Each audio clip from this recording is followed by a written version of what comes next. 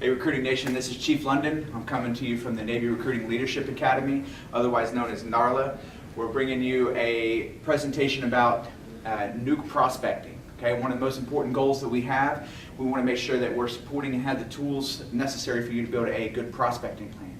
You're probably hearing from your commanding officer, your different leadership, such as your DLCPO, your chief recruiter, nukes, go out there and prospect, go out and find them, go out and do your thing. But you maybe don't know how, or your LPO may be having a hard time helping you with these different things. Okay, so that's what we're going to touch on, a couple different topics. We're going to keep it broad today, and we'll follow this up with a couple more specific videos to kind of drill down some of these tools. Okay, so one of the first things that we want to do is talk to you about different modes of prospecting. Hopefully you're using your PATE. Okay, the PATE has several different modes of prospecting on there, such as your phones and leads. Okay, your referrals, and your PDC and social networking. So when we talk about phones and leads, this is very important. You need to schedule time to prospect in a certain market that you're going to go to. Okay, a lot of times we call this the pre-soar. You're going to go out there, make sure you're prepping the area, try and set up some appointments and interviews. This is a vital, important part, especially if you have a lot of drive time to get out to where you're going. Referrals. We're always doing referrals. We're going to talk a little bit more about that and some specifics here in a second, but referrals are a vital part because that's people that are coming in constantly, and a lot of times, the people are referring people that are associated with that field. Okay, that's a vital imperative. You should start building that from day one, and hopefully by the time you're done with a recruiting tour, your referral prospecting is very strong.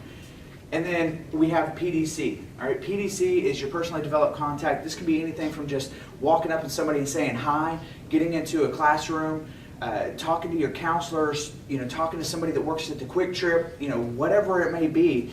Personally developing contacts is the key to success when it comes to recruiting. All right, you also that we combine that over there with social networking. Social networking is very important in this day and age. It's that millennial day and age where everybody is, using Facebook or Twitter or Snapchat or, any of these other social media platforms that are out there.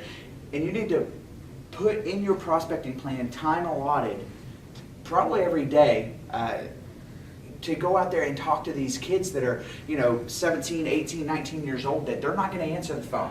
Okay? They're very socially awkward a lot of times where they don't want to talk to somebody, but they'll reach out to you on Facebook. You guys can have a whole conversation and set up all this stuff via social networking. So between the going out there and personally developing this in person, that's kind of a lost art, if you will. We need to make sure that we're into that new age of social media and scheduling that every single day. So then you go to ask yourself, how do I find these people?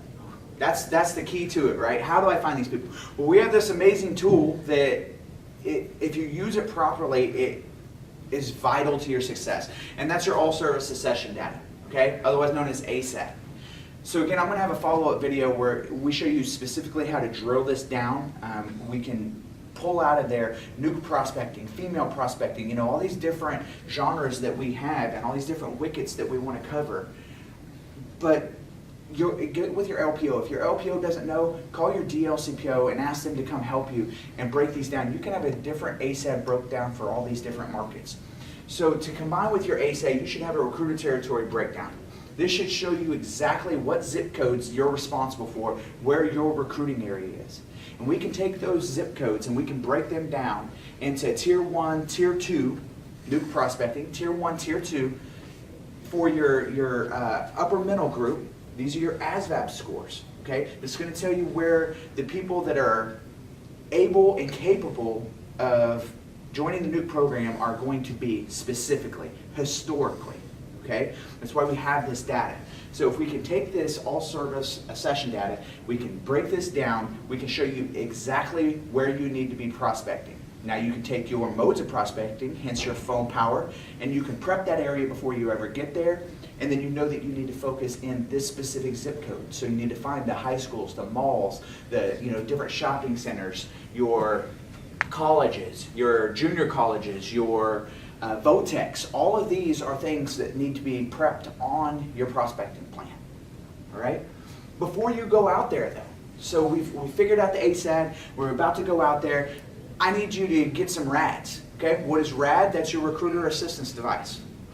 You might still say, what is that?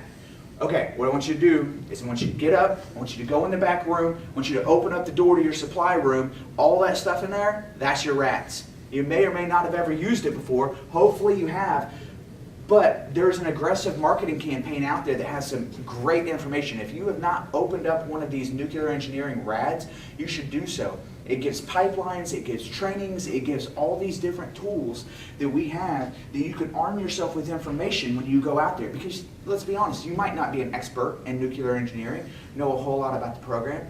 That's okay. You can learn. And one of the things that you can do is you can take the backup material out there. So I want you to take some of these RADs, stuff them in your bag, whatever, maybe load your trunk up, whatever it is that you're going to do. But you need to have RADs on you and ready to rock and roll. So when you find these people, you're out there handling your business.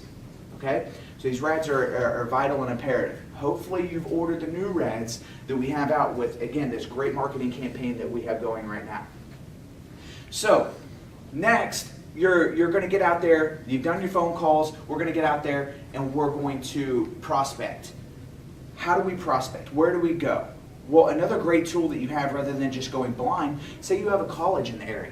Okay, say you have a couple colleges or junior colleges. We also have officer recruiters that are specifically targeting the NUPOC program. They're tied into these communities. They're tied into, the different classrooms and these upper echelons of people that are trying to go into this field. It is very hard to get picked up in the NUPOC program. A lot of these people get turned down. So while we're referring people up to the officer recruiters, they need to be referring people back down. That's only going to work if you reach out and you establish a relationship. Okay? So I need you to call your officer recruiter today. Establish your relationship. Make a plan to go with them to a college. They go to these career fairs. I know we have career fairs on the enlisted side at the high schools, and they're great. They're phenomenal. Those should be on your prospecting plan as well. But they're kind of far and few between. The officers also attend college career fairs, and these are these big mega events. Okay, they are spectacular. If you're not tagging along with the officer recruiter to these career fair events, you're really losing out. Okay, the prospects that they have come up, if they don't meet the qualifications, boom, that goes right to you. If they go through the process and they get turned down, that should go right to you. So that is a vital source that you should have built into your prospecting plan. If you haven't done that already, I need you to start that right away. Okay? So then we talk about referrals. Everybody is a potential referral. Everybody. We raised the age limit up to 39 years old for enlisted recruiting, which means we can talk to everyone. I mean, I'm 39 years old, right? So I could join the Navy and be going to boot camp today. That's crazy for me to think because I'm near retirement, okay? But there's people out there that they want to join, okay? Everybody's a potential applicant. You talk to everybody. You talk to this person about who they might know. You're just constantly talking. You're constantly handing out that business card. One of the big sources of referrals that we have is your debt pool. Now, you might be new and you might not have anybody in your debt pool. There's still a debt pool to talk to. You're still going to debt meetings. You're interacting. These are part of your station, okay? Maybe you've got a debt pool turned over to you, and so now you have a bunch of future sailors that you don't really know what to say to them. Talk to them about their friends. Talk to them about different classes they have. Talk to them about that calculus class that they had. If you have any nuclear engineers that are currently in your debt pool, you need to be spending some time with them and trying to get some referrals from these people. Okay? You need to be going to the high school counselor and talking to them about what programs they have, what STEM programs they have. Find out what resources your school has. Okay? It's going to be very important. What I want you to realize is that like-minded people hang out with like-minded people. And what I mean by that is that if you're talking to nukes about their friends and the people they're hanging out with, a lot of times they're going to be hanging out with people that can score in that same genre, that same upper test category that they did. All right? You want to look through your debt pool for Bravos. Anybody that's got those, again, top-tier jobs that are in the Navy, but they're not in the nuclear engineering program, let's run their scores and see if they might be a good candidate for a Nuke Bravo. Take the NAPT and see what we can do to get them over the edge. There's all kinds of different stuff that we can offer them. If you're not familiar with what it takes and the difference between an Alpha and a Bravo, I encourage you highly to go to the Crewman. right? Go to volume 4, which is your programs. If you're watching this video, do me a favor, do some homework tonight. This will greatly benefit yourself. Again, knowledge is power. I want you to go home. I want you to read volume 4, the section specifically on nuclear programs. All right? I want you to go home. I want you to do that. It's not very long. It's very informative. I promise you, you're going to learn something. You're going to be like, wow, I didn't know that. It's going to talk to you about the different qualifications, what you need to do, what you don't need to do, all this different stuff. It's amazing. Go in there, do some research, some light reading tonight. All right? It'll really turn a page on arming yourself with knowledge. All right? So now we're talking about building that prospecting plan. So we've gone out there, we've prepped ourselves with some phone power, we're out there hitting the streets for referrals, we're talking to the officer recruiters, we've hit up our debt pool. Now we're out there in the meat and potatoes of we're getting out the car, we're talking to people, we're rolling up on things, and we're going to high schools. You might say, I've been to the high school. Okay, I've been, and it's worthless. I can't get in there. I can only do a table setup. You've got to try different things. Don't listen to anybody that tells you that high school isn't worth anything, they're trouble, any of that kind of stuff. What I want you to do is I want you to go out there, and I want you to just get one. Okay, go to the gym class. Go to the ROTC room. Those are okay. You're thinking to yourself, I'm not going to find the nuke in there. Maybe, maybe not. You never know. Okay?